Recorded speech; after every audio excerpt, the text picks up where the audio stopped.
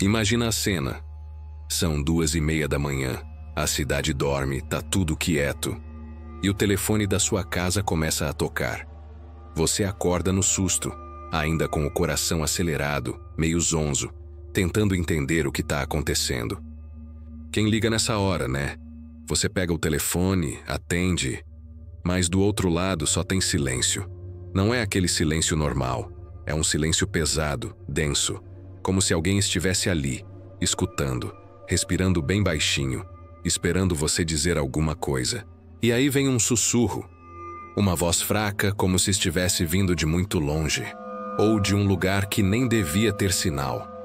Essa é a história que muita gente contou lá nos anos 50 em Nova York, mais precisamente em um dos cemitérios mais antigos e misteriosos dos Estados Unidos, o Greenwood Cemetery, um lugar que, além de sepultar os mortos, escondeu por décadas o que ficou conhecido como a linha telefônica da morte.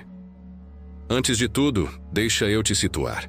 O cemitério de Greenwood foi fundado em 1838 e desde então virou uma espécie de marco histórico em Nova York.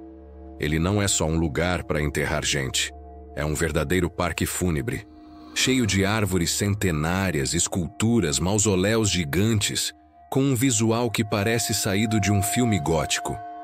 Tem gente famosa enterrada lá, tem lenda, tem história para dar e vender. Mas lá pelos anos 50, quando as linhas telefônicas começaram a se espalhar por toda a parte, até o Greenwood resolveu instalar uma. A ideia era simples: facilitar a comunicação entre os zeladores, os administradores e, claro, com a cidade. Só que ninguém esperava que aquele fio de cobre fosse virar algo tão estranho, tão perturbador. Tudo começou devagar, como essas histórias geralmente começam. Primeiro foram os funcionários, gente que cuidava dos túmulos, da limpeza, da vigilância. Eles começaram a relatar ligações esquisitas no meio da madrugada, chamadas que vinham do próprio número do escritório do cemitério, mesmo quando não tinha ninguém lá. Os relatos falavam de ruídos, estática, sussurros quase inaudíveis. Algumas pessoas achavam que era só problema na linha, até que as vozes começaram. Primeiro curtas, depois mais nítidas. Um nome sussurrado, um pedido de socorro, uma frase solta, dita com uma calma assustadora. Ele está vindo. Você já parou para pensar como deve ser ouvir uma voz que você conhece, mas que não deveria mais existir?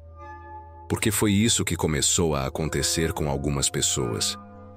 Relatos de vizinhos do cemitério, de moradores da região, começaram a se espalhar. Eles recebiam ligações no meio da noite. E do outro lado, ouviam parentes mortos falando seus nomes. Gente que já tinha sido enterrada ali há anos e que agora parecia estar ligando de volta, como se tivesse algo inacabado a dizer. A maioria das chamadas era curta, às vezes com apenas uma palavra. Volta, desce, sai. Outras vezes eram frases mais longas, como se fosse um aviso ou uma despedida. Um caso específico chamou a atenção: o de um funcionário que trabalhava na manutenção das tumbas mais antigas. Ele disse que atendeu uma chamada onde uma mulher chorava do outro lado da linha, repetindo o nome dele várias vezes. Ele reconheceu. A voz era da esposa, falecida 3 anos antes. Depois da ligação, ele entrou em colapso, pediu demissão, se mudou e, segundo colegas, nunca mais falou sobre o que aconteceu. Só dizia que aquela ligação mudou tudo. O clima ficou tão tenso que alguns funcionários começaram a recusar os turnos noturnos. Diziam que os telefones tocavam sempre no mesmo horário, entre 2 e 3 da manhã. E o mais estranho, sempre que alguém atendia, algo ruim acontecia dias depois. Não demorou para a cidade começar a falar disso. As histórias vazaram. Vieram os jornalistas, os curiosos, os caçadores de fantasmas e, com eles, vieram mais relatos. Um investigador paranormal que passou 3 noites gravando os sons do telefone do cemitério jurou ter registrado uma voz dizendo claramente: "Nós ainda estamos aqui." Ele mostrou as gravações numa rádio local. A fita viralizou. do jeito que algo poderia viralizar nos anos 50. As pessoas ficaram em pânico. Algumas ligavam para o número do cemitério só para ouvir se era verdade. E o mais bizarro, às vezes, alguém atendia. Mas não era ninguém da administração. Era uma voz estranha, grave, com sotaque que ninguém conseguia identificar. E sempre terminava dizendo: "Não ligue mais." Com o tempo, começaram a surgir teorias. Gente dizendo que a linha foi instalada em cima de um ponto de energia espiritual. Outros acreditavam que era só interferência, algum problema técnico nos cabos. Mas nenhum técnico da época conseguiu explicar por quê, mesmo com a linha desligada, ela continuava recebendo e fazendo chamadas.